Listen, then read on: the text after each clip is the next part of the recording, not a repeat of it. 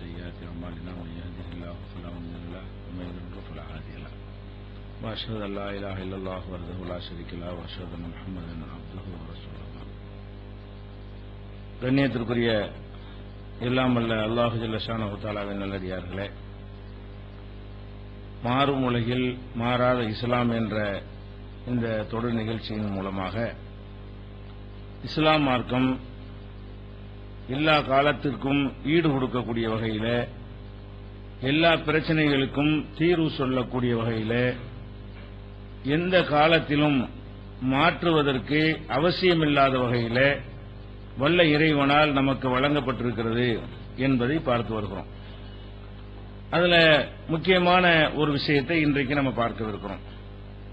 பொதுவாக மனிதர்கள் கடவுள் தன்மை பெற்றவர்களாக கருதப்படுவதற்கும், அதிகமான மூட நம்பிக்கைகளில் வீழ்ந்து கிடப்பதற்கும், அவங்களுக்கு மற்றவர்களுக்கு இருப்பதை விட கூடுதலான ஒரு ஞானம் இருக்கிறது, கூடுதலான ஒரு அறிவு இருக்கிறது என்ற நம்பிக்கை தான் அனைத்துக்கும் காரணம்.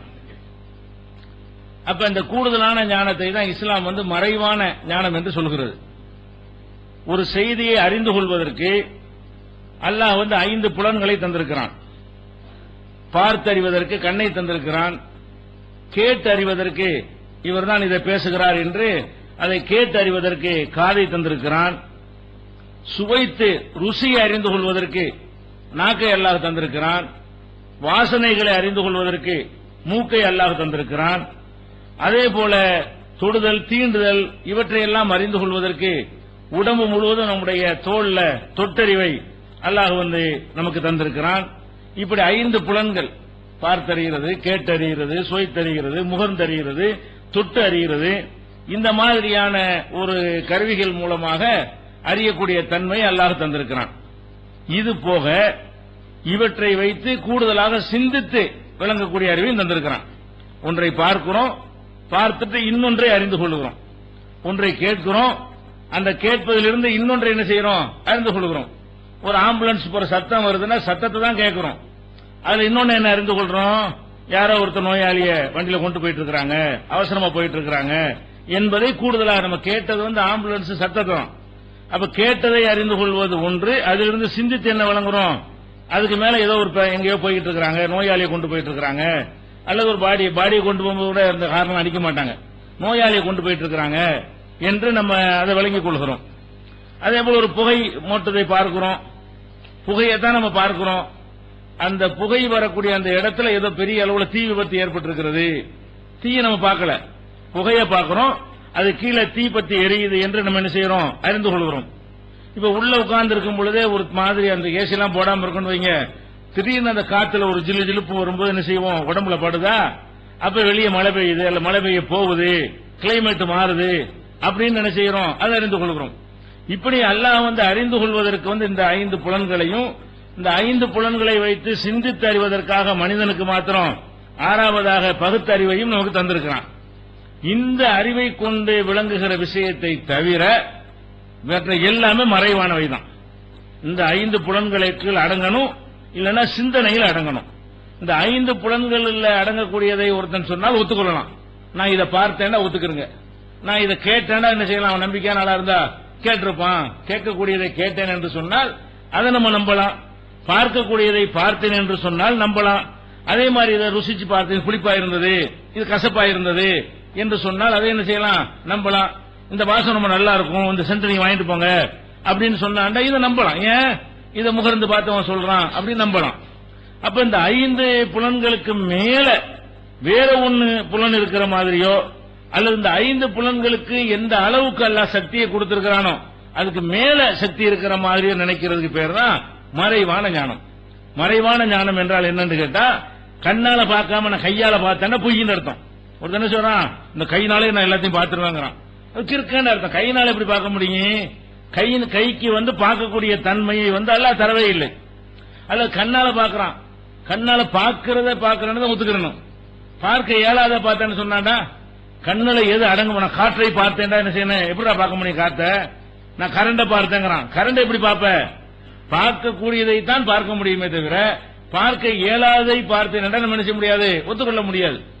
அப்ப இந்த இதுக்கு மேல மறைவான செய்திகள் இருப்பதாக நம்புறதுக்கு பேர் தான் அதான் அடிப்படை. இத இருப்பதாக நம்ம நினைச்சோன்னு செய்யுங்களேன், நம்மளை ஏமாத்திட்டு போயிருவாங்க. ஒரு மனுஷனுக்கு இந்த கண்ணுல இருக்கிற சக்திக்கு மேல கூடுதலா இருக்குது, காதுல இருக்கிற சக்திக்கு மேல கூடுதலா இருக்குது, நாக்குல இருக்கிற சக்திக்கு மேல கூடுதலா இருக்கு, இப்படி நம்புறதுதான் ஜோசியர்கள், குறிகாரர்கள், சாமியார்கள், குருமார்கள், மத குருமார்கள் இவங்க எல்லாம் உண்டாவதற்கு காரணமே என்ன? இவங்கள்ட்ட அது மாதிரி இருக்குது என்று நினைக்கிறது தான் எல்லாத்துக்குமே காரணம். அதனால நீங்க பார்க்கலாம், என்ன செய்யறாங்க, உங்கள்ட்ட வந்து கேட்பாங்க, உங்க பிறந்த நேரம் என்ன, நம்முடைய எதிர்காலத்தை பத்தி ஒருத்தர் போய் கேட்டோம்னு சொன்னா அவர் என்ன செய்வாரு, உங்க பிறந்த தேதி வச்சு கணக்கெல்லாம் பார்த்து நீ 10ஆம் தேதி 7 பிறந்திருக்கேன் ஒரு கணக்கு போட்டு இந்த கணக்குல பிறந்தா நீ இந்த மாதிரி இருப்ப அப்படிம்பாரு. இது கண்ணால பார்த்து தெரிகிற விஷயமா? இந்த தேதியில பிறந்தா இந்த மாதிரி இருப்பான் என்பதை கண்ணை கொண்டு அறிய முடியுமா? அறிய இயலாது. காதை கொண்டு அறிய இயலுமா? இந்த தேதியில பிறந்தா இப்படித்தான் இருப்ப, சீனியை சாப்பிட்டா இனிக்கும் விளங்குறோம்ல, அது மாதிரி விளங்குற ஒரு விஷயமா இது? காதுனாலே விளங்க இயலாது. அதை ருசிச்சு பார்த்து நக்கி பார்த்துட்டு 10ஆம் தேதி பிறந்த தான் இருப்ப அப்படின்னு சொல்ல முடியுமா? பேப்பர் நக்கி பார்த்து அதுவும் சொல்ல முடியாது. அல்ல பேப்பர் மோந்து பார்த்துட்டு 10ஆம் தேதி பிறந்திருக்கிற அப்படி அது விளங்க முடியுமா? 10ஆம் தேதி 8ஆம் தேதி பிறந்தா நீ இந்த மாதிரி ராஜாவா இருப்ப, நீ பணக்காரனா போயிருவ, உனக்கு கல்யாணம் ஆகும், புள்ள மோதா போயிரும் சொல்றான்னு வைங்க. இத கண்ணால பார்த்து அறிஞ்சானா? இல்ல. இத காதால கேட்டு அறிஞ்சானா? இல்ல. நாக்கால சுவைத்து பார்த்து அறிகிற ஒரு விஷயமா? அதுவும் இல்ல. முகர்ந்து பார்த்து அறிகிற விஷயமா? அதுவும் இல்ல. தொட்டு பார்த்து தடை, ஆமாங்க 10ஆம் தேதி அப்படித்தாங்க வர ரிசல்ட், அதுவும் இல்ல.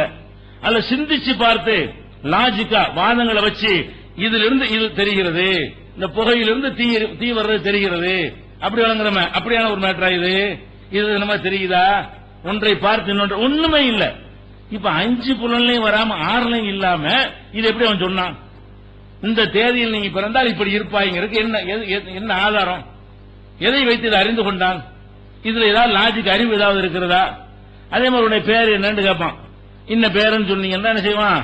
பேருக்கு வச்சிருக்கான், பேருக்கு அது நியூமராலஜி என்ன செய்யறான், பெயரியல் சொல்லி அதுக்கு ஒண்ணு வச்சிருக்காங்க. என்ன பேரை கேட்டுப்பட்டு உங்களை அப்துல் காதர்னு போட்டுக்கிறீங்க, இந்த கூட்டுத்தொகை சரியா வரமாட்டேங்குது, காதரை KEE போடுங்க நல்லா இருப்பீங்கிறான்.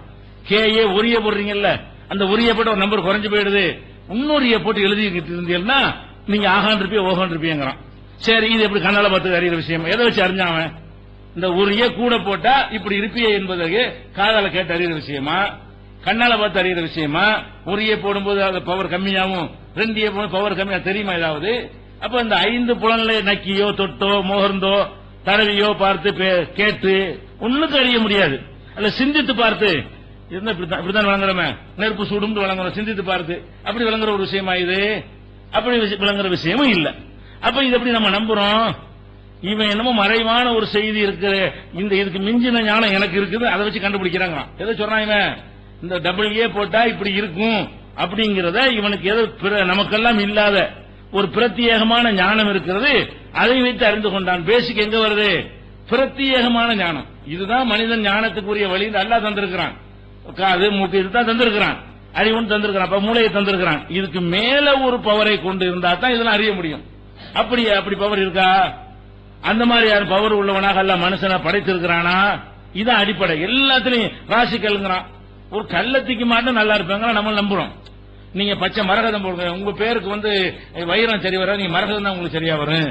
உங்க பேருக்கு என்ன செய்யக்கூடாது, நீங்க கோமேதகம் போடுங்க, மஞ்சள் கலர்ல போடுங்க, இல்ல பச்சை கலர்ல போடுங்க, வெள்ளியில போட்டு தங்க தான் உங்களுக்கு ஒத்துக்கிற சூட்டாகும், இரும்புல போடுங்கன்னு ஏதாவது சொல்லுவான். இவன் என்ன செய்வாங்க, அதை போட்டு தெரியுவாங்க. என்னடா இதை போட்டா இப்படி வருங்கிறது எதை பற்றி எதை வைத்து அறிந்து கொண்டார்கள்? ஒரு குறிப்பிட்ட கல்ல மாட்டினா ஒருத்தர் செல்வந்தன் ஆவான் என்பதை பார்த்தா தெரியுமா? அல்ல இதை கேட்டா காதல வச்சு கேட்டா நீ பணக்காரனா போன்னு பேசுமா? அது கேட்டும் தெரியாது. நாக்கள் நக்கி பார்த்தா நான் பணக்காரனா போற மாதிரி டேஸ்ட் தெரியுது அப்படி சொல்ல முடியுமா? எதை வச்சு இதை கண்டுபிடிச்சான்? ஒரு கள்ளத்துக்கு இப்படி மாற்றுறதுனால இப்படி போயிருவா அப்படி போயிருவாங்கிறான. இதை எப்படி அவன் அறிந்து கொண்டான்? மேற்றல் அங்கதான் நிக்குது. எங்க நிக்குது? ஒரு மனுஷன் கிறுக்கன் வளர்றான், அவனுக்கு என்னமோ இருக்குன்னு நினைச்சு நம்ம நம்புறோம். அந்த கல்லுக்கு சக்தி இருக்கா நம்ம நம்பவே இல்ல. ஒரு கிறுக்கனுக்கு சக்தி இருப்பா நம்புறோம்.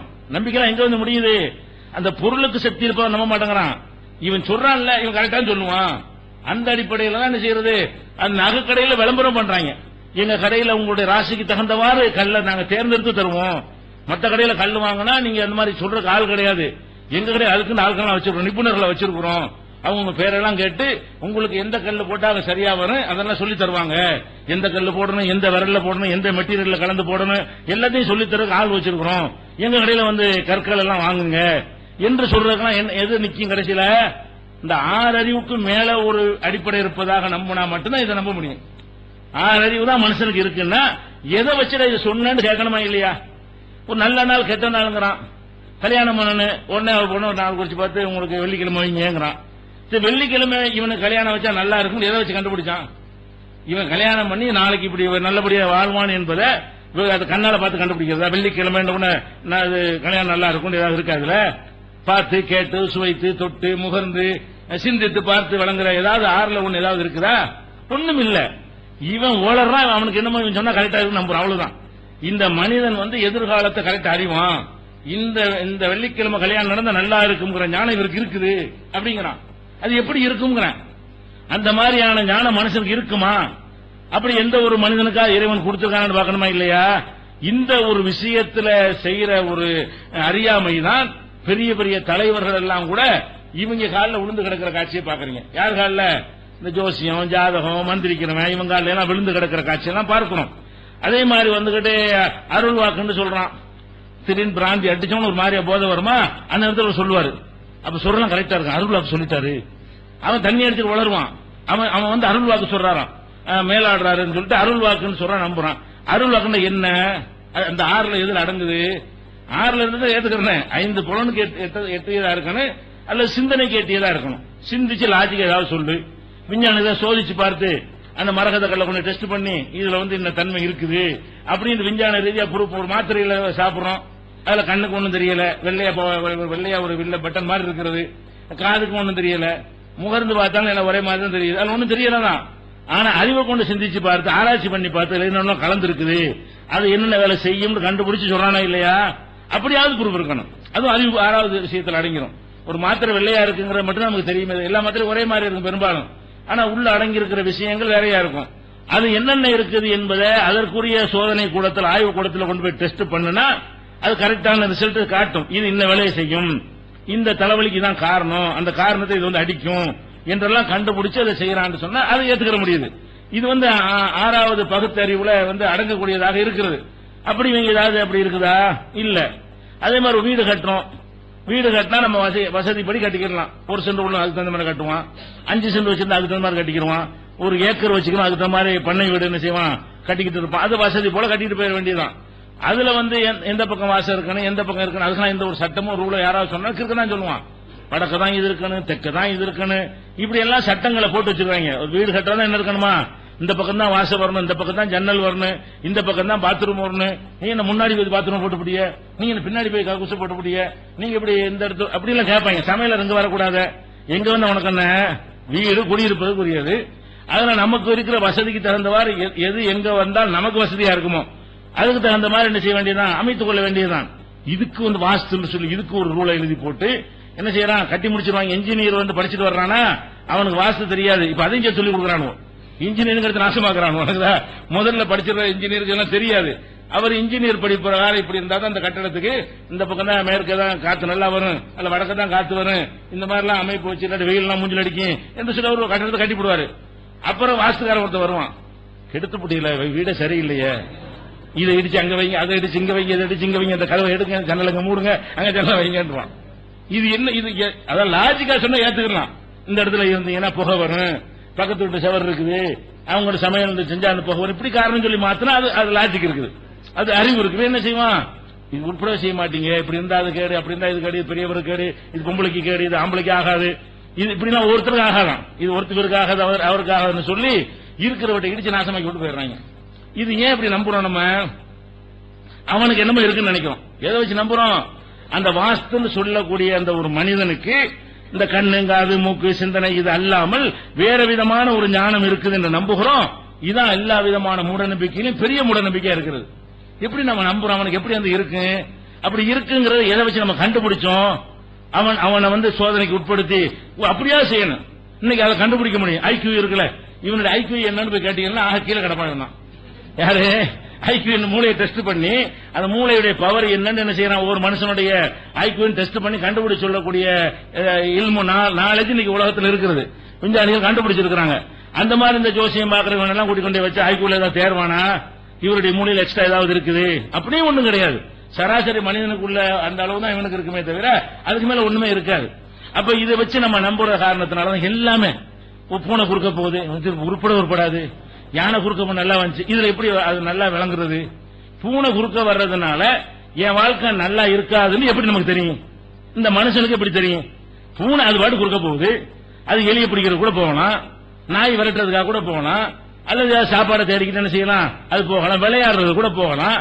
அது அதனுடைய தேவைக்கு அது போனால் அது ஏன் என்னைய பாதிக்குது அப்படி நம்புறானா இல்லையா?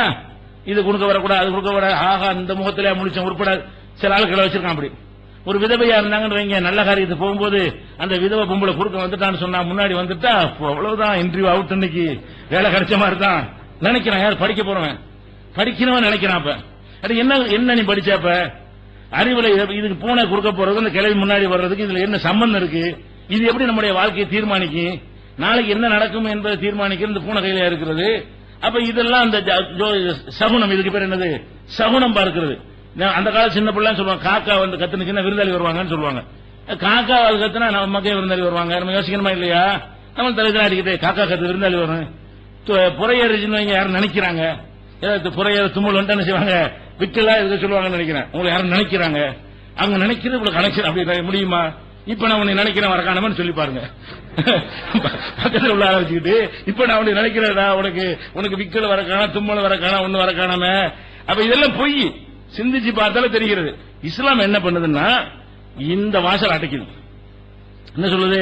அல்லாஹ் திருமறையில சொல்றான், குல் நபியை நீங்கள் சொல்லுங்கள், லா யாலமு மன் பிஸ் சமாவாத்தி வல் அர்தில் கைப இல்லல்லாஹ், வானங்களிலும் பூமியிலும் இருக்கிற யாரா இருந்தாலும், மலக்களையும் சேர்த்துட்டான்ல, வானங்கள் வேற யார் இருக்க போறாங்க, மனுஷனா இருக்க போறான் அல்ல, பூமியை மட்டும் சொல்லாம வானங்களிலும் பூமியில் இருக்கிற யாராக இருந்தாலும் மறைவான விஷயத்தை அறிந்து கொள்ள முடியாது அல்லாஹ்வை தவிர. மறைவா இருக்கிற ஒரு விஷயத்தை இந்த செவத்துக்கு பின்னாடி என்ன அறிய முடியாது. எவனால் பார்த்து உனக்கு சொன்னா அறியலாம், திரும்பி பார்த்து ஓட்ட இருந்தா அறியலாம், அது ஒரு எஸ்எம்எஸ்ல உனக்கு மெசேஜ் அனுப்பி விட்டானா அறிஞ்ச மாதிரி ஏமாத்தலாம். பின்னாடி என்ன இருக்குன்னு நான் கேட்க வேண்டியது, நான் என்கிட்ட நீ கேட்க வேண்டியது. பின்னாடி இருந்து ஒரு எஸ்எம்எஸ் அனுப்புற கரெக்டா, பின்னாடி ஒரு குதிரை நிக்குது, கழுது நிக்குது, நான் கழுதுங்கிறேன் இப்படி சொல்லலாம். ஆனா உள்ள நுழைஞ்சு பார்த்தா பின்னாடி உள்ள அறியல, எனக்கு இன்னொருத்தன் வழியாக அந்த செய்தி வந்து பாஸ் பண்ணப்படுது.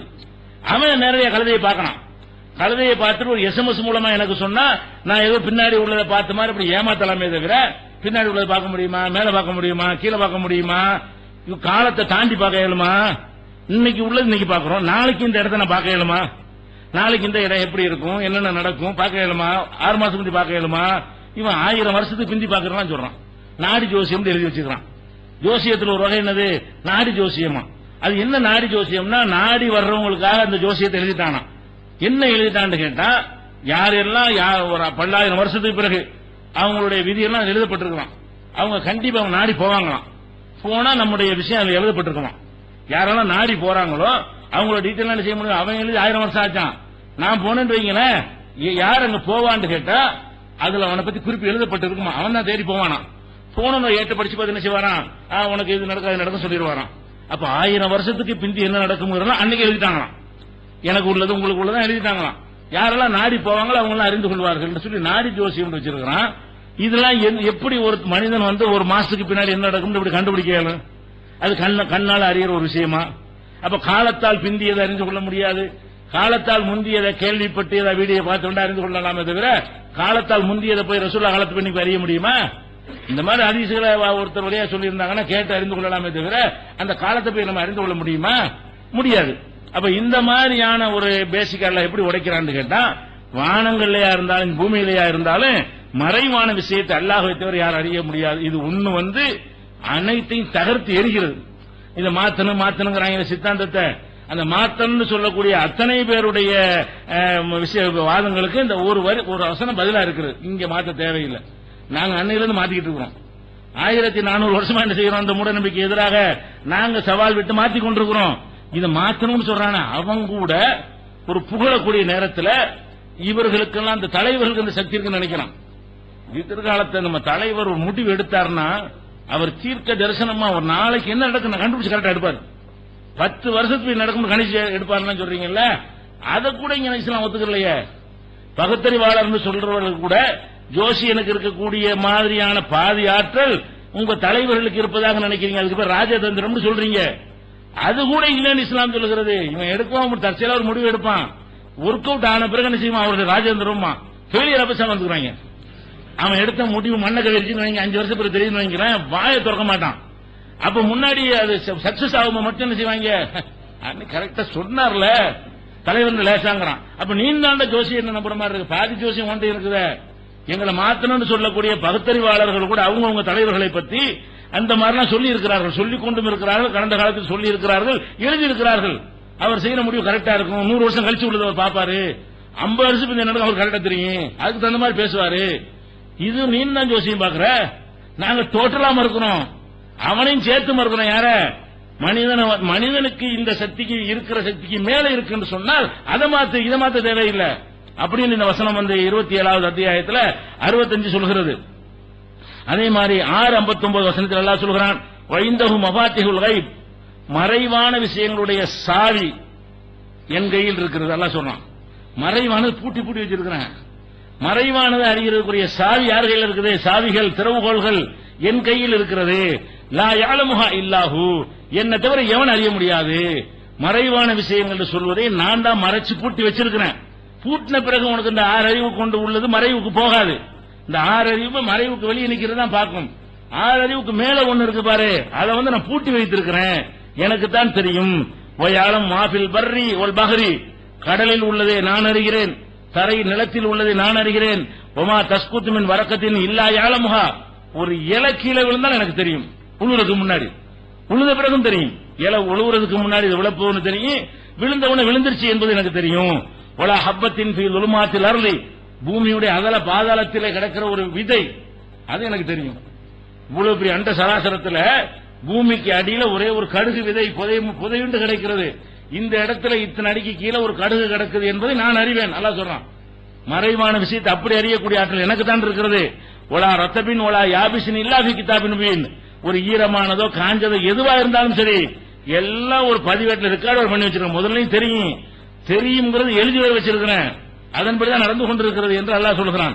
அப்ப இந்த மறைவான விஷயங்கள் எல்லாம் எனக்குத்தான் தெரியும் என்று இறைவன் சொந்தம் கொண்டாடும் பொழுது, இறைவனை தவிர யாருக்கும் தெரியாதுன்னு நம்ம நம்பும் பொழுது நம்மளை எவனை ஏமாற்ற முடியாது. அல்லாஹ்வுக்குத்தான் தெரியும் என்று நீங்க நம்புகின்ற காரணத்தினால் உங்களுக்கு கிடைக்கிற நன்மை என்ன, மனுஷன் தான் நம்மளை ஏமாத்துறான். இது மாதிரி எனக்கு தெரியும் ஒருத்தன் வந்தான்னு சொன்னா நம்ப முடியாது, போடா உனக்கு தெரியாது. அந்த அளவுக்கு நம்மளை இஸ்லாம் பாதுகாக்கிறது. நபிகள் நாயகம் ஸல்லல்லாஹு அலைஹி வஸல்லம் அவங்க தான் ஒரு ஆன்மீகத்தை கொண்டு, ஒரு இறை நேசர் என்ற காரணத்தினால், கடவுளுக்கு நெருக்கமானவர் என்ற காரணத்தினால், அதிகமாக வணங்கினவர் காரணத்தினால் இந்த சக்தி அல்லாஹ் கொடுப்பான் என்று இருந்தால் யாரு கொடுத்திருக்கணும், நபிகள் நாயகத்துக்கு கொடுத்திருக்கணும். அதை பத்தி என்ன சொல்றான் அல்லாஹ், நபிகள் நாயகம் ஸல்லல்லாஹு அலைஹி வஸல்லம் சொல்ல சொல்றான், குல் நபி நீங்க சொல்லுங்க, என்ன சொல்லுங்க, லா அகூலு லக்கும் இன்தி ஹஸாயினுல்லாஹ், அல்லாஹ்வுடைய பொக்கிஷங்கள் என்னிடத்தில் இருக்கின்றன என்று நான் சொல்ல மாட்டேன். நான் உங்கள்ட்ட தூதரா வந்திருக்கிறேன், தூதரா வந்து நான் என்ன சொல்றேன்னு கேட்டா, அல்லாஹ்ட்ட உள்ள கஜானாக்கள் இருக்கிற எல்லாம், செல்வத்தை கொடுக்கிறது, மழையை கொடுக்கிறது, புள்ள குட்டிகளை கொடுக்கிறது, எல்லா விதமான கஜானாக்களும் என்னிடத்தில் உள்ளன என்று நான் சொல்லவில்லை. வலா அலமுல் கைப், மறைவானது எனக்கு தெரியவும் செய்யாது என்று நபி நீங்க சொல்லுங்க. அல்லாஹ் சொல்றான், நபிகள் நாயகத்தை கூப்பிட்டு சொல்றான், இந்த மறைவானதை தெரிஞ்சு கொள்றான் மனுஷன் என்பதுதான் ஏமாத்துறதுக்கு முதல் காரணமாக இருக்கிறது. மனிதன் ஏமாறுவதற்கு அடிப்படையாக இருக்கிறது. மதத்தின் பெயரால் மனிதன் சுரண்டப்படுவதற்கு இது காரணமாக இருக்கிறது. அறிவை இழப்பதற்கு இது காரணமாக இருக்கிறதுனால நபிகள் நாயகத்தை போய் சொல்ல சொல்றான், நபியை நீங்க மக்கள்கிட்ட போய் என்ன சொல்லணும் தெரியுமா, எனக்கே மறைவானது தெரியான்னு சொல்லிவிடுங்க. அப்படி சொல்லிட்டு நாளைக்கு ஒத்தனை எனக்கு தெரியும் சொல்ல முடியாது. அவங்களே சொல்லிட்டார்களே, ஆனால் நான் சொல்ல இயலுமா, என்னை மாதிரி ஒரு மதகுரு சொல்ல இயலுமா, அல்ல என்னை விட பெரிய மதகுரு யாராவது சொல்ல முடியுமா, என்னை விட சிறிய மதகுரு யாராவது சொல்ல முடியுமா, யாரும் சொல்ல முடியாது. ஏன் மதகுருக்கெல்லாம் பெரிய மதகுரு யாரு, நபிகள் நாயகம் ஸல்லல்லாஹு அலைஹி வஸல்லம். அவங்கள அல்லாஹ் என்ன சொல்ல வச்சிருக்கான்னா, லா அலமுல் கைப், மறைவானது எனக்கே தெரியாது சொல்லிவிடுங்க. அப்ப மக்கள் எப்படி விழிப்புறாங்க பாருங்க. முகமது நபிக்கு இது தெரியாது என்றால் இந்த சமுதாயத்தில் எவனுக்கும் தெரியாது. இது எவ்வளவு பெரிய பாதுகாப்பு. அவருக்கே தெரியாது வேலையை வெட்டி முடிச்சிட்டோம் என்று சொன்னால் இந்த மதத்தில் வந்துகிட்டு நான் ஜோசியம் பார்க்கறேன், ஜாதகம் பார்க்கறேன், அது பார்க்கறேன், இது பார்க்கறேன், ஏமாத்த இயலுமா? ஏமாத்துவதற்கான எல்லா வாசனை அடைக்கப்பட்டுச்சா இல்லையா? அப்படி இந்த மார்க்கமா இது 6:50 இந்த வசனம் இருக்கிறது. அதே மாதிரி இன்னொரு இடத்துல அல்லாஹ் என்ன சொல்றான்னு கேட்டா, மறைவானது தெரியாதுன்னு மொட்டையா சொல்லாம மக்களுக்கு ஒரு லாஜிக்கா இல்ல விளக்க சொல்றான். மறைவானது எனக்கு தெரியாது என்பதை சும்மா சொல்லிடாத, தெரியாது என்பதற்கு ஆதாரத்தை காட்டி மக்களுக்கு சொல்லு அப்படிங்கிறான். எப்படி சொல்றான்னு கேட்டா, உலவு குந்து ஆலமுல் கைப், மறைவான விஷயம் எனக்கு தெரியும் என்று வைத்துக் கொண்டால் நபியை சொல்ல சொல்றான். நபி அல்லாஹ் சொல்ல சொல்றான், மக்கள்கிட்ட போய் நீ சொல்லு. எப்படி சொல்லணும்? இந்த மறைவான விஷயம் எனக்கு தெரியும் என்று வைத்துக் கொண்டால் லஸ்தக்ஸர்து மினல் கைரி, நல்ல விஷயங்களை நான் அதிகம் அதிகம் அடைந்து கொண்டே இருப்பேன். ஒமா மசனிய சூ, எனக்கு ஒரு துன்பமும் வராது, வந்திருக்காது. ஆனா நீங்க என்ன பாக்குறீங்க, எனக்கு பெரிய நல்ல விஷயம்லாம் ஒண்ணுமே கிடையாது, பங்களா காரு பங்களா ஒன்னும் வசதி என்கிட்ட கிடையாது, துன்பங்கள் எனக்கு வரலன்னு சொல்ல முடியுமா? நான் பட்ட துன்பம் யாரும் படவே இல்லை. எனக்கு மறைவானது தெரிஞ்சிருக்கும்னா இதெல்லாம் நடந்திருக்குமா? ஒரு மறைவான விஷயம் ஒருத்தனுக்கு தெரியும் என்றால் அவனுக்கு தீங்க வராதுங்க. உங்களுக்கு என்ன, நான் நேற்று சொன்ன மரத்தடி ஜோசியர் மரத்தில் விழுந்துட்டாரு, மறைவானது தெரிஞ்சா விழுந்துருப்பாரா? மரத்தில் உட்கார்ந்து இருக்காரு, இத்தனை செகண்ட்ல இத்தனை மணிக்கு மரம் விழுந்துரும் தெரிஞ்சு அப்ப எழுந்து போயிடுவாரு. அப்ப தீங்கு வராது தானே? ஒருவருக்கு மறைவான செய்தி, ஒருத்தன் கொலை செய்யப்படுறான்னு வைங்க, அவனை ஏன் கொலை செய்ய முடிஞ்சு? மறைவானது தெரியணும், குத்தி போடுறாங்க. அப்ப என்ன கொலை செய்ய வர்றான், இத்தனை மணிக்கு கொலை செய்ய வர்றான்னு முன்னாடி தெரிஞ்சுன்னு வைங்க, அதுக்கு தகுந்த பாதுகாப்பு நான் வந்து நிப்பேன், நானும் வெப்பன்ஸை வச்சுக்கிட்டு நிப்பேன், நானும் பாதுகாப்பா நிப்பேன், போகாமே தவிர்த்துக்கிறேன். இந்த இடத்துக்கு போனா கொள்றது ரெடியா இருக்கிறாங்க. அப்ப மறைவான விஷயம் தெரிஞ்சா என்ன நடக்கக்கூடாது? துன்பம் வரக்கூடாது. ஏண்டா என்ன எவ்வளவு போட்டு அடின்னு அடிச்சீங்க? ரசூலுல்லாஹ் அல்லாஹ் கேட்க சொல்றான், என்ன எவ்வளவு துன்புறுத்தீங்க, கள்ள விட்டு இருந்துச்சா இல்லையா? மறைவான தெரிஞ்சது அடி வாங்கியிருப்பானா? அப்ப அது மாதிரி பல துன்பங்கள் என்னை தோழர்கள் வெட்டினீங்களா இல்லையா? முன்னாடியே தெரிஞ்சு அப்படி செஞ்சிருப்பானா? இப்படி எல்லாம் கேட்க சொல்றான். அதாவது எனக்கு மறைவான விஷயம் தெரிஞ்சு இருந்தா நடக்கிறதுலாம் நல்லதா எனக்கு நடக்க வேண்டும், கெட்டது ஒண்ணுமே நடக்கக்கூடாது. ஏன் கெட்டது நடக்குமோ முன்னாடி தெரிஞ்சா விளைவிக்கணும் அதுல இருந்து. அப்ப அந்த மாதிரியான ஒரு அடிப்படையில அல்லாஹ் கேட்க சொல்லி, இன்னான இல்லா நதீர், நான் எச்சரிக்கை சொல்றவன் தான். என் வேலை என்னது? இதை செய்ய இதை செய்யாத, அவ்வளவுதான் நம்ம டியூட்டியை தவிர மறைவான விஷயத்தை அறிந்து கொண்டவனாக அல்லாஹ்வுடைய தன்மையை பெற்றவனாக நான் வரவில்லை என்று நபியை நீங்கள் சொல்லுங்கள் என்று அல்லாஹ் 7வது அத்தியாயத்தில் 188 வசனத்தில் சொல்லுகிறான். இத அவங்க பயிற்றுவித்த தோழர்கள், அவங்கள்ட்ட பாடம் பெற்றவர்கள், அவங்க மனைவி ஆயிஷா நாயகி ரொம்ப ஷார்ப்பாக ரொம்ப விவரமான ஆளு. அவங்க ஒரு அழகான ஒரு செய்தியை சொல்றாங்க. என்ன சொல்றாங்கன்னு கேட்டா, மன் ஹத்தஸக அன்ன முஹம்மதன் ஸல்லல்லாஹு அலைஹி வஸல்லம், 3 விஷயம் சொல்றாங்க. உன்னிடத்தில் 3 விஷயத்தை எவனாவது சொல்வானேயானால் அவன் பொய் தான் சொல்கிறான், நம்பிராத. ஆயிஷா நாயகி சொல்றாங்க, 3 செய்தியை நான் சொல்ல போறேன், இந்த 3 விஷயத்தை யாராவது உனக்கு சொல்வார்களே ஆனால் அது பொய், அது உண்மை கிடையாது என்று விளங்கிக்க என்று சொல்லிட்டு முதல் விஷயமா அவங்க சொல்றாங்க. என்ன சொல்றாங்கன்னா, அன்ன முஹம்மதன் ஸல்லல்லாஹு அலைஹி வஸல்லம் ரஆ ரப்பஹு, முஹம்மது ஸல்லல்லாஹு அலைஹி வஸல்லம் நபி அவர்கள் இறைவனை கண்ணால் பார்த்தார்கள் என்று உனக்கு எவனாவது சொன்னால் ஃபக்கத் கதப, பொய் சொல்கிறான். அல்லாஹ்வை உரையாடல கேட்டார்களே தவிர அல்லாஹ்வை அவங்க என்ன செய்யல, பார்த்தது இல்லை. நபிகள் நாயகம் பார்த்தது இல்லை. யாராவது பார்த்ததா உனக்கு சொன்னால் அவன் பொய் சொல்லுகிறான். ஆயிஷா நாயகி சொல்றாங்க, சும்மா சொல்லல, சொல்லிட்டு ஆதாரத்தையும் சொல்லுவாங்க எப்பவுமே. சும்மா கரத், பிறகு ஓதி காட்டினார்கள், லா துத்ரிகுல் அப்சார் வஹுவ யுத்ரிகுல் அப்சார், பார்வைகள் அவனை அடையாது, இந்த கண்ணை கொண்டு அவனை பார்க்க இயலாதுன்னு நல்லா சொல்லலாம். லா யுத்ரிகுல் அப்சார், பார்வைகள் அவனை அடையாது, அவன் உங்கள் பார்வைகள் அடைந்து கொண்டிருக்கிறான். என் கண்ணை அவன் பார்த்துட்டு தான் இருக்கிறான், என்னால் அவனை பார்க்க முடியல. என் கண்ணை நோக்கி அவன் பார்க்கறான், உங்க ஒவ்வொருத்தரைய கண்ணை நோக்கி அவன் பார்த்துட்டு இருக்கிறான், அவனை உங்கள் கண்ணால் என்ன செய்ய முடியாது, பார்க்க முடியாது என்று அல்லாஹ் குர்ஆன்ல சொல்லி காட்டுறானா இல்லையா? அப்ப அல்லாஹ் பார்க்க இயலாதுன்னு சொல்லி இருக்கும் போது ரசூலுல்லாஹ் பார்த்தாங்கன்னு எவனா சொன்னா அவன் என்ன சொல்றான், பச்சை பொய்யன், நம்பாதே என்று ஆயிஷா நாயகி சொல்லிவிட்டு அதுக்கு ஒரு ஆதாரத்தையும் காட்டிட்டாங்க. ஒரு வசனம், 2 வசனம் ஆதாரம் காட்டுறாங்க. வமா கான லி பஷரின் அன் யுகல்லிமஹுல்லாஹு, எந்த ஒரு இறை தூதர் அல்லாஹ் பேசுறதா இருந்தாலும் 3 வழியில் தான் பேசுவான். ஒரு வழி என்ன, உள்ளத்துல ஒரு கருத்தை போடுவான், அப்படி பேசுவான். அல்லது ஒரு தூதரை ஜிப்ரீல் மாதிரி ஒரு மலக்கை அனுப்பி அவர் வழியாக தன்னுடைய செய்தியை சொல்லுவான். தூதருக்கு சொல்றதா இருந்தா தூதருடைய உள்ளத்துல ஒரு கருத்தை போடுவான், அது ஒரு வகையான வகை. இன்னொன்னு என்ன, ஒரு மலக்கை அனுப்பி செய்வான். இன்னொன்னு என்னன்னு கேட்டா அவனுடைய சத்தத்தை கேட்கிற விதமா பேசுவான், பார்க்க முடியாது, மூசா நபி எப்படி பேசினார்களோ அந்த மாதிரி உரையாடலை நடத்துவானே தவிர பேச பார்க்க மாட்டான் என்று இந்த வசனத்தையும் ஓதி காட்டி, 2 வசனத்தை ஓதி காட்டி, இந்த 2 விஷயத்திற்கும் இது மாற்றமா இருக்கிறதுனால முகமது ஸல்லல்லாஹு அலைஹி வஸல்லம் அல்லாஹ்வை பார்த்தார்கள் என்று யார் சொன்னாலும் அவர்கள் பொய் சொல்கிறார்கள். ரசூலுல்லாஹ் ஒருக்கா சொல்லிட்டாங்க. மக்கள் கேட்கிறாங்க, ஹல் ரஅய்த ரப்பக, உங்கள் இறைவனை நீங்கள் பார்த்திருக்கிறீர்களா? அப்ப ரசூலுல்லாஹ் சொல்றாங்க, ஒவ்வொருவன் அண்ணா உராகு, அவன் ஒளிமயமான், பேர் ஒளியவன், அவனை நான் எப்படி பார்க்கிறது, ஏலாதுன்னு சொல்லிட்டாங்க. அப்ப ஆயிஷா நாயகி ஒன்னு சொல்லிட்டாங்களா? 2வது சொல்றாங்க, என்ன சொல்றாங்கன்னு கேட்டா, மன் ஹத்தஸக அன்னஹு யஅலமு மா ஃபீ கதின், நாளை நடப்பதை நபி ஸல்லல்லாஹு அலைஹி வஸல்லம் அறிவார்கள், மறைவானது என்று எவனாவது உனக்கு சொன்னால் ஃபக்கத் கதப, அவனும் போய் சொல்கிறான். இப்ப கண்ணுக்கு முன்னாடி நடந்ததை அறிந்து கொள்வார்கள் என்று சொன்னா ஏத்துக்க, நாளைக்கு உள்ளதை முன்னாடி உங்களுக்கு தெரியும், அட்வான்ஸா தெரியும் என்று நீங்கள் யாராவது உங்களுக்கு சொல்வார்களே ஆனால், ரசூலுல்லாஹ்வுக்கு தெரியும் என்று சொல்வார்களே ஆனால் அவனும் போய் சொல்கிறான். சும்மா அவங்களா சொல்லல, சும்மா கராத் பிறகு ஓதினார்கள். ஒரு விஷயத்தை சொல்லுவாங்க, ஆதாரத்தோட சொல்லுவாங்க. ஆயிஷா நாயகி பேசினார்கள் சொன்னா ஒரு செய்தி அவங்க மனசுல பட்டது சும்மா சொல்லிட்டு போயிட மாட்டாங்க. நான் ஏன் இப்படி சொல்றேன் என்பதற்குரிய சான்றையும் எடுத்து வைப்பார்கள். சும்மா கராத் பிறகு ஓதி காட்டினார்கள். ஒமா தத்ரி நஃப்சுன் மாதா தக்ஸிபு கதா, நாளை என்ன சம்பாதிப்போம் என்பதை எந்த ஆத்மாவும் அறிய முடியாது. நாளை நாம் என்ன பெற்றுக்கொள்வோம், என்ன கிடைக்கும், நமக்கு யார் என்ன கிடைக்கும் என்பது கல்வியும் அடங்கும். நாளைக்கு எனக்கு எவ்வளவு ரூபாய் கிடைக்கும் தெரியாது, நாளைக்கு என்ன விஷயங்கள் நடக்கும் என்ற இல்மு ஞானம் எனக்கு தெரியாது. நாளை என்ன நடக்கும் என்பதை எவரும் எந்த நப்சும் அறிய முடியாது என்று அல்லாஹ் குர்ஆன்ல சொல்றான். எந்த ஆத்மாவா இருந்தாலும் நாளை நடக்கிறது, நாளை என்று நாளைக்கு நடத்தம் கிடையாது, அடுத்த செகண்ட் நாளை தான். நாளை மீனிங் என்ன? அப்ப இன்னைக்கு உள்ளதான் தெரியுமா சொல்ல, காலையில சாயந்தரம் சொல்ல முடியுமா? முடியாது. இப்ப உட்கார்ந்துட்டு இன்னும் 2 மணி நேரத்துக்கு பிறகு உள்ள சொல்ல முடியுமா? அதுவும் முடியாது. நாளை இதைய மீனிங் நாளைங்கிறது இந்த அர்த்தத்தில் குர்ஆன்ல பயன்படுத்தப்படும். நாளை என்ன? இப்ப இருக்கிற பேசிக் கொண்டிருக்கிற நேரத்துக்கு அடுத்து உள்ளது எல்லாமே நாளை தான். அப்ப நாளை நடப்பது என்றால் இதற்கு பிறகு நடக்கிற விஷயத்தை எந்த ஆத்மாவும் அறிய முடியாது என்று அல்லாஹ் குர்ஆன்ல சொல்றான். இப்ப நபிகள் நாயகம் மறைவானது அறிவாங்கன்னு சொன்னா அது பொய் தானே? ஆயிஷா நாயகி கேட்கறாங்க, ஆதாரத்தோட கேட்கறாங்க. அதுக்கடுத்து என்ன செய்யறாங்கன்னு கேட்டா, ரசூல் ஸல்லல்லாஹு அலைஹி வஸல்லம் அவர்கள் தனக்கு அறிவிக்கப்பட்ட வஹீயில எதையாவது மறைத்து விட்டார்கள் என்று எவனாவது சொன்னால் அவன் பொய் சொல்கிறான். அப்படி ஒரு கொண்டு சொல்லிட்டு இருக்கிறாங்க. ரசூலுல்லாஹ்வுக்கு வஹி 2 வஹி வந்துச்சு.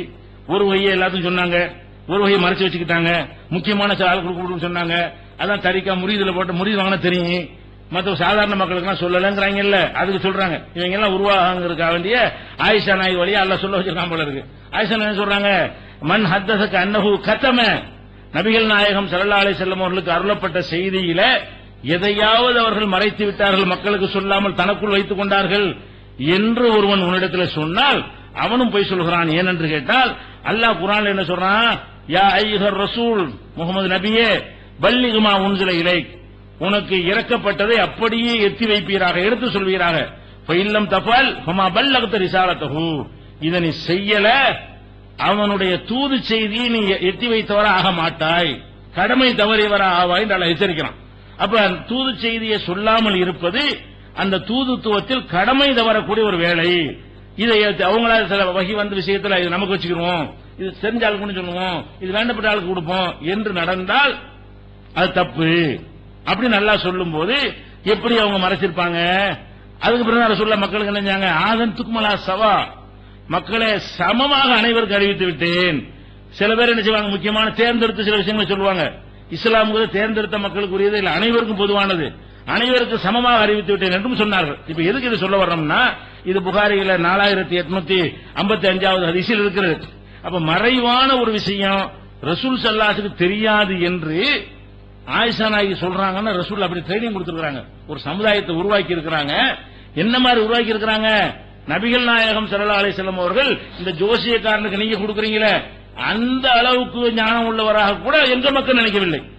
நபிகள் நாயகம் ஸல்லல்லாஹு அலைஹி வஸல்லம் அவர்கள் உருவாக்கப்பட்ட மக்கள் எதிர்காலத்தை எங்கள் நபி அறிய மாட்டார்கள், யாரும் அறிய மாட்டார்கள், அல்லாஹ்வை தவிர உத்தரவும் தெரியாது என்று சொல்ற அளவுக்கு பயிற்றுவிக்கப்பட்டால் எதை மாத்தணுங்கிறீங்க? மாத்த வேண்டியது எதை? இந்த மாத்தணும்னு சொல்றாங்க அவங்களுடைய கோட்பாடையா இஸ்லாத்தையா? அப்ப எந்த காலத்திலையும் என்ன ஒரு சித்தாந்த பகுத்தறிவாதனை பேசினாலும் சரி, இதுக்கு மிஞ்சின ஒரு பகுத்தறிவு என்ன இருக்க முடியும்? அந்த மாதிரி இந்த மார்க்கம் சொல்றதை பார்க்கிறோம்.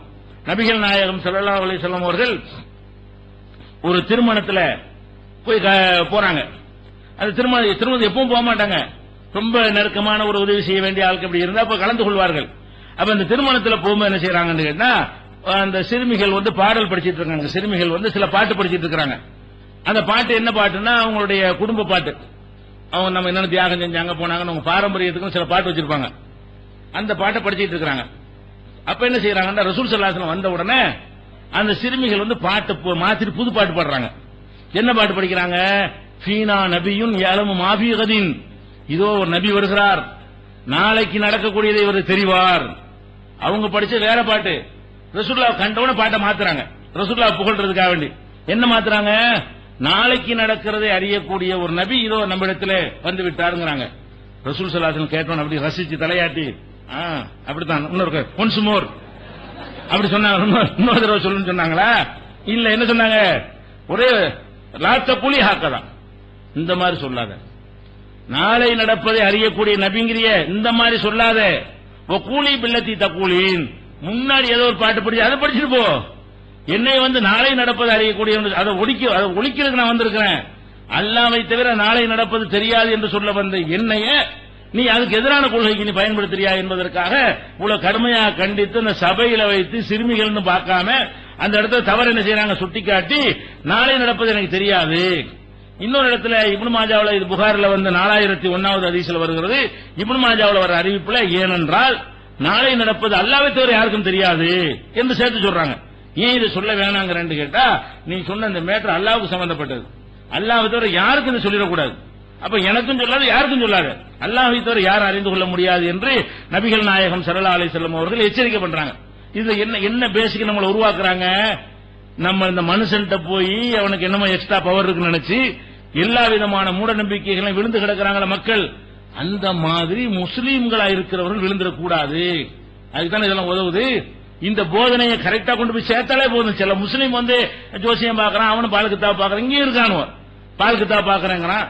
குர்ஆன்ல வச்சு என்ன செய்வானுவோ, ஒரு பேப்பர்ல எழுதி செய்யாதுன்னு எழுதிக்கிறாங்க. எழுதி என்ன செய்வாங்க, குர்ஆன்ல வச்சு போட்டு ஓபன் பண்ணுவாங்க.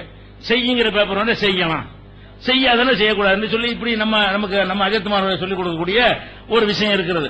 அதே மாதிரி பால் கித்தாப்னு சொல்லி என்ன செய்யறது, அது ஒரு கணக்கெல்லாம் போட்டு எல்லாம் செய்யறாங்க. இதுக்கெல்லாம் காரணம் என்னன்னு கேட்டா, இந்த போதனையும் அறியல. இந்த இஸ்லாம் காரணம் அல்ல, இஸ்லாத்தில் அவன் இல்லாத காரணமா இருக்கிறது. முஸ்லாத்தின் பேராலையும் சில பேர் இப்படி செஞ்சுக்கிட்டு இருக்கிறான். இவனும் என்ன செய்யறான், நல்ல நாள் பார்க்கறான், நம்ம நல்ல நாள் பார்க்கறோம் இல்லையா? கல்யாணத்துக்கு போனீங்கன்னா அஜர்த்து என்ன செய்வாரு, இது நல்ல நாள் இது கெட்ட நாள்னு சொல்லுவார். அப்பதான் ஆரம்பத்தில் கேட்டுக்கிட்டு இருப்பாங்க. இப்பதான் கொஞ்சம் குறைஞ்சு போச்சு. ஆரம்பத்துல கல்யாண தேதி குடிக்கிறது அவங்களே குறிக்க மாட்டாங்க.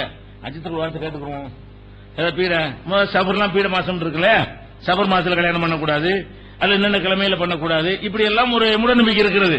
இது போய் அஜர்த்தர் போய் கேட்பாங்க, நம்ம அஜர்த்து சொல்லி கொடுப்பாரு. இதை வேண்டாம் மாத்தலாம், இது மாத்தணும் கண்டிப்பா. இந்த மாதிரி வந்து இஸ்லாத்துல இல்லாத ஒரு விஷயத்தை அஜர்த்து தனக்கு இருக்கு நினைப்பாரையானால் அது மாற்றப்பட வேண்டியதுதான். ஏன்னா அவருக்கு அந்த நாலேஜ் கிடையாது, அவருக்கும் மறைவான விஷயம் கிடையாது. மறைவான விஷயம் இருந்துச்சுன்னா அவர் இந்த மாதிரி இருக்கவே மாட்டாரு. அவர் போல ஒரு பள்ளியாசல போய் சேர்றாரு, ஒரு மாசத்துல விளக்கிடுறாங்க. நீ விளக்காத பள்ளியாசல் போய் சேர வேண்டியதானே? போய் சேரும் போது நீக்காம ஒரு 5 வருஷம் கொட்ட போடுற மாதிரி ஒரு பள்ளியாசல் உட்கார வேண்டியதானே? அப்ப இதெல்லாம் பொய்ன்னு விளங்குறது. அதனால அஜர்த்துக்கு இந்த சக்தி கிடையாது. அப்படி ஒரு அந்த மாதிரி ஆன்மீகம் இல்லைன்னு தான் இஸ்லாம் நமக்கு சொல்லுகிறது. அப்ப இது வந்து இஸ்லாம் எப்படி உடைக்குதுன்னு கேட்டா, அல்லாஹ்வை தவிர இந்த மறைவான விஷயம் தெரியாது மட்டும் நம்ம கரெக்டா வேற ஒண்ணு வேணும். இந்த ஒரு கொள்கையை கரெக்டா நம்பிப்பாரு, எல்லாம் உடனே ஒழிஞ்சு போயிடும். இது எப்படி உனக்கு தெரியும் கேளு. ஒருத்தன் வந்து இந்த நாள்ல சபர் மாசத்துல கல்யாணம் பண்ண உருப்பட மாட்டேன், எதை வச்சு நீ சொல்ற? இது எப்படி தெரிஞ்சு உனக்கு? சபர் மாசத்தில் கல்யாணம் பண்ணா உருப்பட மாட்டேன் என்று கண்ணால பார்த்து தெரிஞ்சியா, காதால பார்த்து தெரிஞ்சியா? அந்த 5 புலன்கள்ல எப்படி தெரிஞ்சது? அல்ல 6வது சிந்தனை செய்து பார்க்கும் பொழுது அப்படின்னு சொல்லி புள்ளி விவரங்கள்லாம் காட்டி அப்படி கூட ஏத்துக்கலாம். இந்த மாதிரி காலங்களில் வச்சு சித்திரை மாதம் புள்ள பிறந்தா சரியா வராதுன்னு சில பேர் சொல்லுவாங்க. அது கூட ஒரு சயின்டிபிக்கா காரணம் சொல்லுவாங்க. இந்த கோடை காலம் பிறக்கக்கூடிய நேரத்தில் வந்து ரொம்ப பிள்ளைகளுக்கு தாங்காது, இப்படி ஏதாவது சொல்லி தொலைச்சா கூட என்ன செய்யலாம், அது ஒரு காரணம் இருக்குன்னு ஒத்துக்கலாம். இவன் என்ன செய்யறான்னு கேட்டு அப்படியான ஒரு காரணம் கூட இல்லாம ஜெனரலா என்ன சொல்றான், இதனால இப்படி இருக்கும், இப்படி செய்ய அப்படி இருக்கும், அப்படி செய்ய அப்படி இருக்கும், இந்த மாதிரி எல்லாம் சொல்லக்கூடியதை வந்து நம்புற காரணம் இதுதான். அந்த பேசிக் இஸ்லாம் உடைக்கிறது எந்த அளவுக்கு கேட்டா, நபிகள் நாயகம் ஸல்லல்லாஹு அலைஹி வஸல்லம் காலத்துல அவங்கள ரொம்ப பாதிச்ச ஒரு விஷயம், அவங்க உடைஞ்சு போன, அவங்க அப்படியே நிலை குலைந்து போன ஒரு சம்பவம் எடுத்துக்கொண்டோமேனால், அவங்க மனைவியின் மீது ஒரு பழி சுமத்திட்டாங்க. ஆயிஷா நாயகியின் மீது ஒரு அவதூறு பழி என்ன செஞ்சிட்டாங்க, முனாஃபிகள் பரப்பி விட்டாங்க. அவதூறு பழிக்கு என்ன மேட்டரா இருந்தது, ரசூல் ஸல்லல்லாஹு அலைஹி வஸல்லம் தெரிஞ்ச சம்பவம் தான் சுருக்கமா.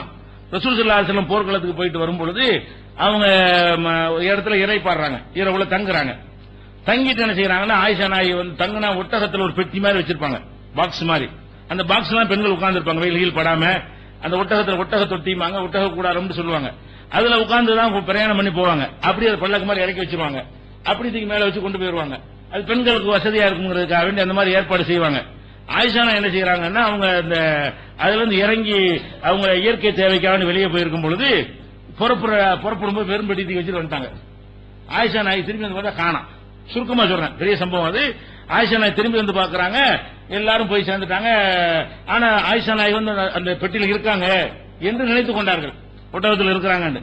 அப்ப ஆயிஷா நாயகி இப்படி தகைத்து நிற்கும் பொழுது என்ன செய்யறாங்க, ரசூல் ஸல்லல்லாஹு அலைஹி வஸல்லம் எப்போதும் ஒரு வழக்கம் இருக்கிறது, ஒரு பிரயாணம் போனார்களேயானால் ஒரு தோழரை 2 தோழர்களை என்ன செய்வாங்கன்னா கொஞ்சம் பின்னாடி வர சொல்லுவாங்க. எங்களோட ஒட்டி வந்துடாத, எங்களுக்கு ஒரு அரை நாள் பின்னாடி, ஒரு 4 மணி நேரம் பின்னாடி வந்துகிட்டு இருக்கீங்க, எதிரி ஏதாவது வந்துட்டானா அப்படி கவனிச்சுட்டு வர்றதுக்காக, விட்டுட்டு போன பொருள்கள் ஏதாவது இருந்தா பொறுக்கிறதுக்காக என்ன செய்வாங்க, பின்னாடி வருவதற்கு ஏற்பாடு பண்ணாங்க. மொத்தமா எல்லாம் சேர்ந்து போயிடாம இவங்க பொறுப்பு போயிட்டே இருப்பாங்க. ஒரு ஆள் என்ன செய்வாரு, அவங்க 4 மணி நேரம் போன பிறகு இவங்க இருந்து கிளம்புவாரு. உதாரணத்துக்கு அப்படி கிளம்புனா என்ன செய்யும், அவங்களுக்கு இவங்களுக்கு ஒரு 4 மணி நேரம் டிஃபரெண்ட் இருந்துகிட்டே இருக்கும். இவர் என்ன செய்வார்னா பின்னாடி பாத்துக்கிட்டு ஏதாவது எதிரி வந்தாருன்னா வேகமா ஓடி வந்து சொல்றதுக்காக வேண்டியும், மக்களை காப்பாற்றுறதுக்காக வேண்டியும், பொருள்களை அதுக்காண்டி செய்வாங்க. அப்ப அந்த மாதிரி சஃப்வான் ஒருத்தர் அது மாதிரி வழக்கமா போது சஃப்வான்ங்கிறவர் அந்த மாதிரி நியமிக்கிறாங்க. அவர் வர்றாரு, பின்னாடி வர்றாரு, லேட்டா தானே வருவாரு, 4 மணி நேரம் 5 மணி நேரம் எவ்வளவு நேரங்கிறது இல்ல, அந்த மாதிரி டிஸ்டன்ஸ்ல வர்றாரு. வந்து ஆயிஷா நாயகி நிக்கிறாங்க, திகிச்சு போய் இந்த இடத்துல என்னன்னு கேட்டா விட்டுட்டு போயிட்டாங்க அப்படின்னு சொல்லி என்ன செய்யறாரு, அவர் அழைச்சிட்டு வர்றாரு. வந்து அடுத்த ஸ்டாப்ல போய் நிக்கும் பொழுது ஆயிஷா நாயகி காணாங்க, பரபரப்பா இருக்குது. இவரும் கூட்டிக் கொண்டு என்ன செய்யறாங்க, விட்டுறாரு. இது இந்த மாதிரி ஒரு நெருக்கடியான நேரத்தில் எல்லாரும் செய்யக்கூடிய ஒரு விஷயம், இதுல எந்த ஒரு மேட்டருமே இல்ல. ஆனா இதை வச்சு என்ன செஞ்சிட்டாங்கன்னா, ஆயிஷா நாயகின் மீது களங்கத்தை முனாபிக்கள் சுமத்தி விட்டார்கள். ஏதோ நடந்து விட்டது, தவறான காரியம் நடந்திருக்கிறது, இப்படி பரப்பி விட்ட உடனே அப்படியே முனாபிக்கள் பரப்புனது முனாபிக்கிட்ட கடந்து சஹாபாக்கள்கிட்ட எல்லாம் பெரிய அளவுக்கு பரவி போச்சு. எல்லார் மனசுல இது மாதிரியான ஒரு சந்தேகம் உண்டாக்குற அளவுக்கு இந்த மாதிரி விஷயங்கள் பரப்ப முடியும். மற்ற விஷயங்களை விட இந்த மாதிரி விஷயம் என்ன செய்யும், வேகமாக விரைவாக பரவிவிடும். அப்படி பரவுன உடனே ரசூல் ஸல்லல்லாஹு அலைஹி வஸல்லம் அப்படி ஒன்னும் பதிலும் சொல்ல முடியல. இது நடந்து என்ன செய்யல என்று சொல்லி அப்படி சொல்ல என்ன ஆகுதுன்னு கேட்டா, திரும்பி சொல்லும் மனுஷன் சந்தேகம் உண்டாயிரும். ரசூலுல்லாஹ்வுக்கு சந்தேகம் வர்ற அளவுக்கு இது என்ன அளவுக்கு வந்துருச்சுன்னு சொன்னா, ரசூல் ஸல்லல்லாஹு அலைஹி வஸல்லம் அவர்களுக்கு சந்தேகம் வர்ற அளவுக்கு அந்த வதந்திகள் பரவிக்கிட்டே இருக்கிறது. எந்த அளவுக்கு ஆயிஷா நாயகி சொல்றாங்க, இந்த மாதிரி வதந்தியை பரப்பி விட்ட பிறகு ரசூல் ஸல்லல்லாஹு அலைஹி வஸல்லம் என்கிட்ட முகம் கொடுத்து பேசுறது கிடையாது. வருவாங்க, அந்த நல்லா இருக்கீங்களா, சரி இந்த வர்றான்னு போயிருவாங்க, அவ்வளவுதான். இப்படி 2 வார்த்தை தான் பேசுவார்கள். முந்தி இருந்த அந்த அன்பையும் இதை என்னால பார்க்கவே முடியல அப்படின்னு ஆயிஷா நாயகி சொல்றாங்க.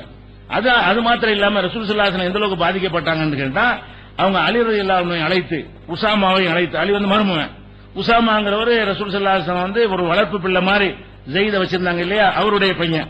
அதனால அவர் மேல பாசமா பிள்ளை மாதிரி வச்சிருப்பாங்க. இஸ்லாத்துல வளர்ப்பு பையன் இல்ல, அந்த அளவுல உசாமா மேல ரொம்ப பிரியமா இருப்பாங்க.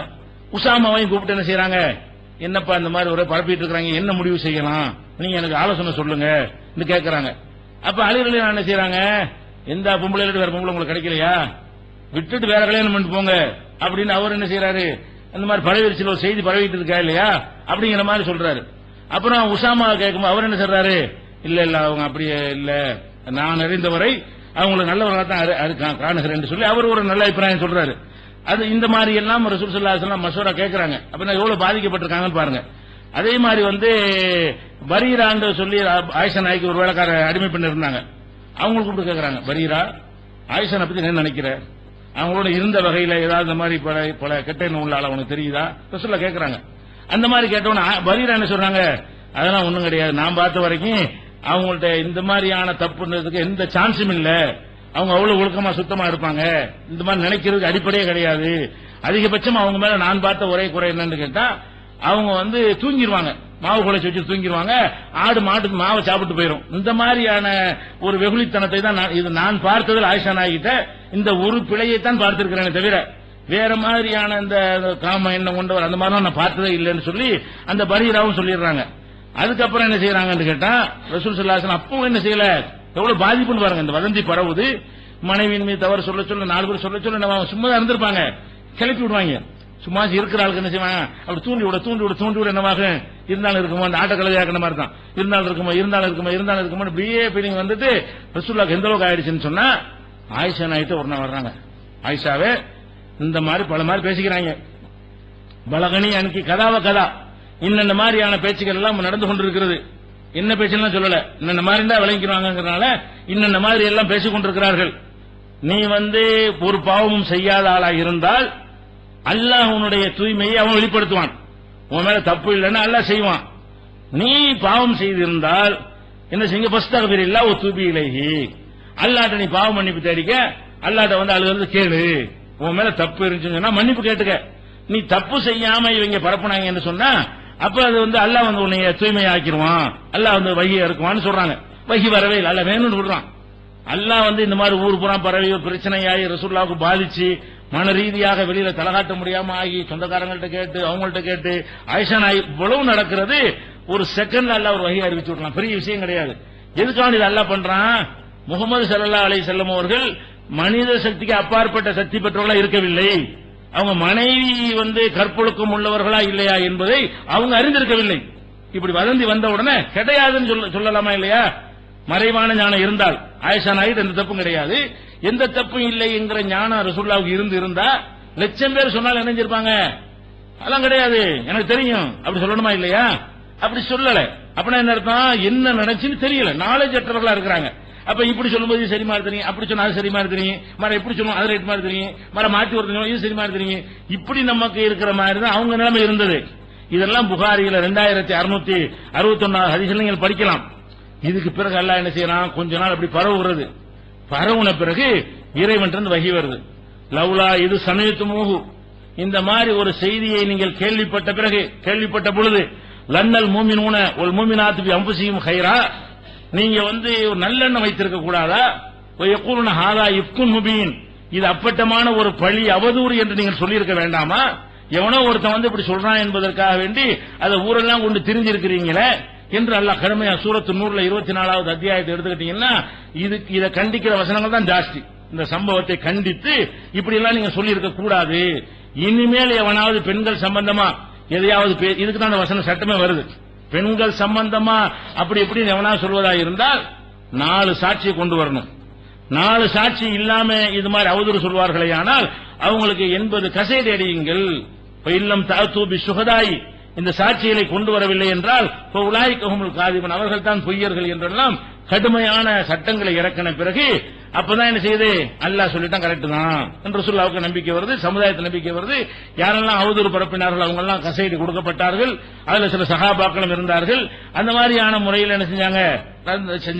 என்ன மேட்ரு? இப்ப நாளைக்கு நடக்கிறது, பின்னாடி உள்ளது, கண்ணுக்கு முன்னாடி தெரியாத விஷயங்கள் எல்லாம் அறிந்து கொள்ற ஆற்றல் ஒரு மனிதருக்கு கொடுப்பதாக இருந்தால் இந்த விஷயத்திலாவது ரசூலுல்லாஹ் கொடுத்திருக்கணும். ரசூல் ஸல்லல்லாஹு சொந்த மனைவி விஷயத்திலாவது அதான் ஞானக்கண்ணில் பார்த்து அதெல்லாம் ஒன்றும் நடக்கவில்லை, இந்த ஞானக்கண்ணில் பார்த்து சொல்ல வேண்டியது தானே. ஒரு ஞானக்கண்ணுமே கிடையாது. வஹி வந்தா சொல்லுவாங்க, அல்லாஹ்ட்ட இருந்து செய்தி வந்தால் சொல்லி விடுவார்கள். வரலன்னா நீங்க நான் எப்படி அப்படித்தான் நாம எப்படி முடிவு பண்ண முடியாம இருப்போமோ அந்த மாதிரி அவர்களும் தடுமாறினார்கள், குழம்பினார்கள். என்ன முடிவு செய்வது என்று தெரியாமல் நினைச்சாங்க, திகைத்தார்கள். மனைவிட்டே போய் பேசினார்கள். அவங்களே அந்த மாதிரி ரொம்ப ரசூலுல்லாஹ் பத்தி நினைக்கிற அளவுக்கு இந்த அளவுக்கு நான் அல்லாஹ் அந்த வசனத்தை இறக்கணும்னு நீ போய் ரசூலுல்லாஹ்க்கு நன்றி சொல்லணும் அவங்க அம்மா சொல்லுவாங்க. நான் எதுக்கு அவங்களுக்கு நன்றி சொல்லணும்? என்னை படைச்ச இறைவன்ல என்னை தூய்மையாக்கி இருக்கிறான், என் இறைவன் அல்லவா நான் தூய்மையானவன் சொல்லியிருக்கான். ஆயிஷா நாய் மறுக்கிற அளவுக்கு அந்த அளவுக்கு அவங்க பாதிக்கப்பட்டிருந்தாங்க மனசால. அப்ப இதுல நம்ம என்ன வழங்குறோம்? எவ்வளவு பெரிய ஞானி மகானா இருந்தாலும் சரி இதுதான் நிலைமை. கண்ணால பார்த்ததை உனக்கு சொல்ல முடியுமே தவிர, காதால கேட்டதை சொல்ல முடியுமே தவிர, இந்த 5 புலனும் 6வது சிந்தனையில் பட்டதை சொல்ல முடியுமே தவிர அதை கடந்த ஞானம் என்று ஒன்று கிடையாது. இது எவ்வளவு அழகான ஒரு மார்க்கம், இது எவ்வளவு அழகான ஒரு சித்தாந்தம் என்று பாருங்க. அவங்க வாழ்நாள் முழுவதும் நீங்க எடுத்து பாத்தீங்கன்னா பல சம்பவங்கள். அவங்க உழு செய்யறதுக்கா தண்ணி எடுத்து உழு செய்யறதுக்கா பாத்ரூம் போயிட்டு வருவாங்க, தண்ணி கரெக்டா வச்சிருப்பாங்க. அப்ப என்ன செய்வாங்க? ரசூல் ஸல்லல்லாஹு அலைஹி வஸல்லம் மன்வலாஹாதா, இது யார் வச்சேன்னு கேட்பாங்க. ஏன் வச்சிருக்க ஞானக்கண்ண சொல்ல வேண்டியது தானே, யார் வச்சேன்னு கேட்டு தானே செய்வாங்க. இவர் தான் வச்சாரு. இந்த செய்தி புகாரி 143ல பார்க்கலாம். அதே மாதிரி ஜெயினபு ஆயிஷா நாயிட்ட ஒரு பெண்ணு உட்கார்ந்துருப்பாங்கல்ல, ரொம்ப தொழுவுற பொம்பளை, முன்னாடி சொன்னமா இல்லையா?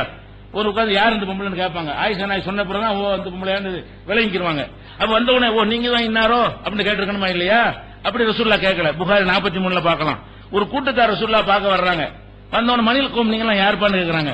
வேறு ஞானக்கண்ணு தான் நெஞ்சிருக்கணும், வாங்க என்னாரு இந்த கூட்டத்தாரு அப்படி சொல்லியிருக்கணும். மணில் கோவம் நீங்க எல்லாம் யாரு? இது புகாரி 53 ஹதீஸ்ல இருக்கிறது. மேராஜுக்கு போறாங்க, என்னென்னதே பாக்குறதுக்கு போறாங்க. அல்லாஹ் கூட்டிட்டு போறான். போனா ஆதம் அலைஹிஸ்ஸலாத்தை காட்டுறான், அல்லாஹ் காட்டுறான். ஜிப்ரீல்ட்ட ரசூலுல்லாஹ் கேக்குறாங்க மன் ஹாதா, யாருன்னு இருக்காங்க. கண்ணுக்கு முன்னாடி ஆதம பாக்குறாங்க. ஆனா யார்கிட்ட கேக்குறாங்க? ஜிப்ரீல்ட்ட மன் ஹாதா. ஒவ்வொருத்தரை பத்தியும் கேக்குறாங்க. இப்ராஹிம் நபியை காட்டும், இவர் யாரு? மூசா நபி இவர் யாரு? ஈசா நபி இவர் யாரு? மன்ஹாதா மன்ஹாதான்னு கேட்கிற அந்த செய்தி புகாரில 349 ஹதீஸ்ல இருக்கிறது. அப்ப கண்ணு முன்னாடி ரசூலுல்லாஹ் இப்ப இந்த நபிமார்களை பாக்குறாங்க மேராஜ்ல. அது யாருன்னு சொல்லி அல்லாஹ் சொல்லாதனால ரசூல் சொல்லாத தெரியல. யாரு யாருன்னு கேட்டுதான் நினைச்சிட்டாங்க. முன்ன பார்க்கல ஆதம் முதல்ல பார்த்திருந்தா இவர் தான் ஆதம்னு சொல்லலாம். அப்ப ஆதம் அலைஹிஸ்ஸலாம் எப்படி இருப்பாங்கன்னு தெரியாம இருக்கும் பொழுது ஒரு ஆளை பாக்குறாங்க, இவர் தான் ஆதம்னு சொல்லிதான் தெரிய வேண்டி இருக்கிறது. அப்ப மறைமான ஞானம் இல்லை என்பதற்கு இதெல்லாம் சான்றுகளாக இருக்கிறது. அதே மாதிரி ரசூலுல்லாஹ்வுடைய உம்முஹானி, அதாவது அபு தாலிபுடைய மகள் உம்முஹானி இருக்கிறாங்க. அபு தாலிபுடைய மகள் யாரு? சின்னம்மாவுடைய ரசூலுல்லாஹ்வுடைய பெரியாப்பாவுடைய மகள். அவங்க வீட்டுல ரசூலுல்லாஹ் சின்ன பிள்ளைகள் வளர்ந்தாங்க. உம்முஹானி நல்லா தெரியும், பெரியாப்பா மகள்ங்கிற வகையில அந்த அவங்க வீட்டுல வளர்ந்து சின்ன பிள்ளைல இருந்த காரணத்தினால உம்முஹானிங்கிறவங்க அவங்களுடைய சகோதரி என்னஞ்சாங்க அந்த அளவுக்கு பழக்கமா இருந்தாங்க.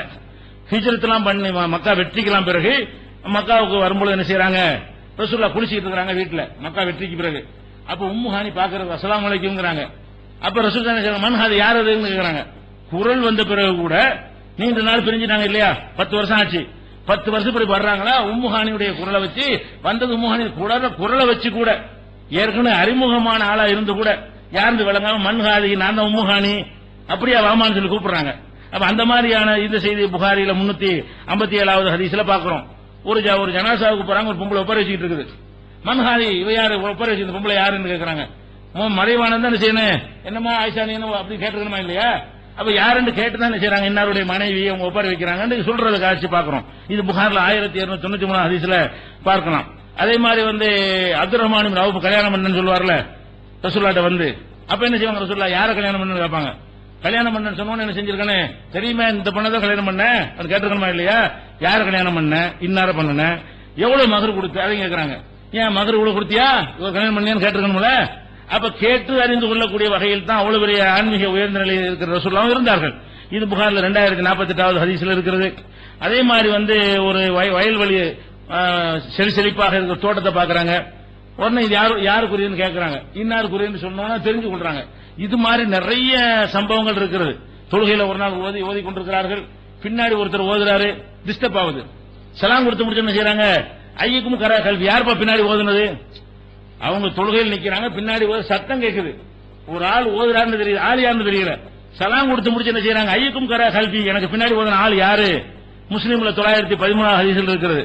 ஒரு ஆள் ரசூலுல்லாஹ் ருக்குல இருந்து எந்திரிச்ச உடனே ரப்பனா லக்கல் ஹம்து ஹம்தன் கஸீரன் தய்யிபன் முபாரக்கன் ஃபீன்னு ஒருத்தர் கத்துறாரு சத்தம் போட்டு. அப்ப ரசூல் ஸல்லல்லாஹு அலைஹி வஸல்லம் தொழுது முடிச்ச உடனே இந்த கைமாவை சொன்ன ஆள் யாரு அப்படின்னு கேட்கறாங்க. இது முஸ்லீம்ல 1385 ஹதீஸ்ல இருக்கிறது. வீட்டுக்கு ரசூலுல்லாஹ் போவாங்க, ஏதாவது சுபு தொழுது போவாங்க. வீட்டுல ஏதாவது சாப்பிட இருக்கா கேட்பாங்க. இருக்குன்னா சாப்பிடுவாங்க, இல்ல நோம்பா இருந்துருவாங்க. ஏன் கேட்கணும்? மறைவான ஞானத்துல இருக்கிறது கொண்ட வையுங்க வேண்டியதானே. வீட்டுக்கு போய் அந்த ரொட்டியை கொண்டு வா, அந்த தேனை கொண்டு வான்னு சொல்ல வேண்டியதானே. வீட்டுல போய் என்ன செய்யறாங்க? தன் வீட்டுல இருக்கிறத கூட மனைவிட்ட கேட்டுதான் தெரியுறாங்க. அடுப்பங்கரைக்கு போகாதனால தெரியல, தன் வீட்டுல தான் இருக்குது. கிச்சனுக்கு போய் பார்க்காதனால செய்யறாங்க. என்ன ஏதாச்சும் ஹல் இந்தக்கும் செய்யும் ஏதாவது இருக்குதா? இருக்குது இல்ல, அதை வச்சுதான் முடிவு எடுப்பாங்க என்ற ஒரு செய்தி என்ன செய்யறோம்? புகாரில் 1494 ஹதீஸ்ல பாக்குறோம். இப்படி ஏராளமான ஒரு ஜனாசா கொண்டு வருவாங்க. கேட்பாங்க ரசூலுல்லாஹ், இவருக்கு சொத்து விட்டுருக்காரா? ஆமா. கடன் விட்டுருக்காரா? ஆமா. அப்ப கடன் தீக்கிற வரைக்கும் நான் தொழுவிக்க மாட்டேன்பாங்க. அப்ப அந்த வச்சவன நினைச்சிருக்கேன்னு இவருக்கு சொத்தும் இல்ல, கடன் வாங்கி இருக்கிறாரு, நான் தொழுவிக்க மாட்டேன்னு சொல்ல வேண்டிய. ஆனா மக்கள்கிட்ட கேட்கறாங்க, ஹல் தரக்க தைனன், ஹல் தரக்க மாலன், சொத்தை விட்டு போயிருக்காரா, கடன் வச்சுட்டு போயிருக்காரா கேட்டு அறிந்து கொள்கிறார்கள். இப்படி ஆயிரக்கணக்கான ஹதீஸ், 1 2 அல்ல, இப்படி ஆயிரக்கணக்கான ஹதீசுகள் என்ன வருதுன்னு கேட்டா, நபிகள் ஆன்மீகத்தின் உச்சநிலையை அடைந்த நபிகள் நாயகம் ஸல்லல்லாஹு அலைஹி வஸல்லம் அவர்களே 5 புலன்களை கொண்டு அறியக்கூடியதையும் பகுத்தறிவை கொண்டு அறியக்கூடியதையும் தான் அறிந்திருந்தார்கள். அல்லாஹ் வஹியின் மீது அறிவித்து கொடுத்த சில விஷயங்களை கூட அறிந்திருந்தார்கள். அல்லாஹ் வஹி அது மட்டும் சிறப்பு. அது என்னங்கிறது சொல்லப்பட்டு விட்டது. வஹியின் மூலம் அறிவித்ததான் குர்ஆன், வஹியின் மூலம் சொன்னதான் ஹதீஸ் நூல்களில் பாதுகாக்கப்பட்டிருக்கு. அவ்வளவுதான். அப்ப அவர்களுக்கு வஹியின் மூலமாக அல்லாஹ் அறிவித்து கொடுத்த செய்திகளும் அந்த 6 அறிவுக்கு உட்பட்ட விஷயங்களும் தவிர வேற ஒன்றும் இல்லைன்னு காட்டிட்டாங்க. மற்றவங்களுக்கு வஹி கிடையாது. அப்ப 6 தான் நமக்கு. ரசூலுல்லாஹை தவிர கியாமத் நாள் வரைக்கும் உள்ள மனிதனுக்குள்ள எவ்வளவுதான்? அந்த 6 தான். அப்ப எவன் சொன்னாலும் இந்த 6க்குள்ள இருந்தா நம்புன்னு சொன்னா இது எவ்வளவு அழகான தத்துவம். இதை மாற்றணும்னு எவனா சொல்ல முடியுமா? அப்ப பகுத்தறிவாளருடைய கொள்கைகள் எல்லாம் விட சிறந்து விளங்கக்கூடிய மூட நம்பிக்கையை முற்றாக வேரோடு பிடுங்கி எறியக்கூடிய ஒரு கொள்கை இந்த கொள்கை. இதுதான் இன்னைக்கு மூட நம்பிக்கையில வீழ்ந்து கிடக்கிற மக்களுக்கு தேவையே தவிர இது மாற்றுவதற்கு அவசியம் இல்லை. இந்த மார்க்கத்தை மாற்ற தேவையில்லை என்பதற்கு இன்னும் பல காரணங்கள் இருக்கின்றன. இன்ஷா அல்லாஹ் நாளைக்கு பார்க்கலாம்.